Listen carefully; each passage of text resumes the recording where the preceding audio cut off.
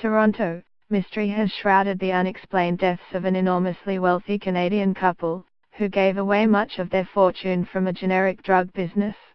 The bodies of the couple, Barry and Honey Sherman, were found Friday inside their mansion in an upscale neighborhood of northern Toronto. Aside from describing the deaths as suspicious, police in Toronto offered little information. Brandon Price, a homicide detective, told reporters that investigators were not currently seeking a suspect, a statement he said had been made to alleviate some of the concerns in the neighborhood. 2 Canadian newspapers reported that police were investigating the deaths as a possible murder-suicide, citing unidentified police sources. The Globe and Mail and Toronto Sun reported that investigators were working on the theory that Barry Sherman, 75, killed his wife, and then himself. We are shocked and think it's irresponsible that police sources have reportedly advised the media of a theory which neither their family, their friends nor their colleagues believe to be true, said the statement, which was attributed to the family of Barry and Honey Sherman. We urge the Toronto Police Service to conduct a thorough, intensive and objective criminal investigation, and urge the media to refrain from further reporting as to the cause of these tragic deaths until the investigation is completed, it said.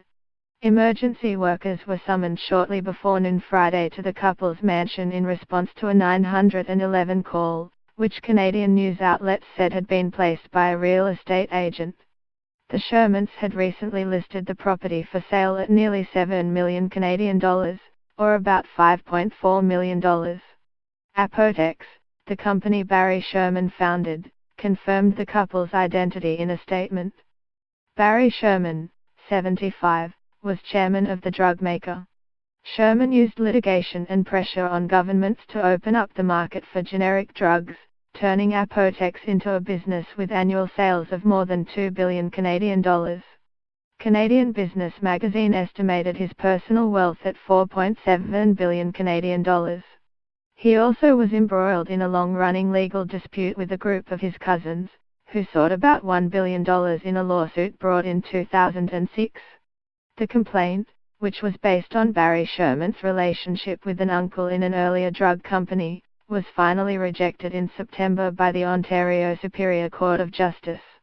In addition to donating to many charities in the Toronto area, Barry Sherman was a prominent backer of the Liberal Party led by Prime Minister Justin Trudeau.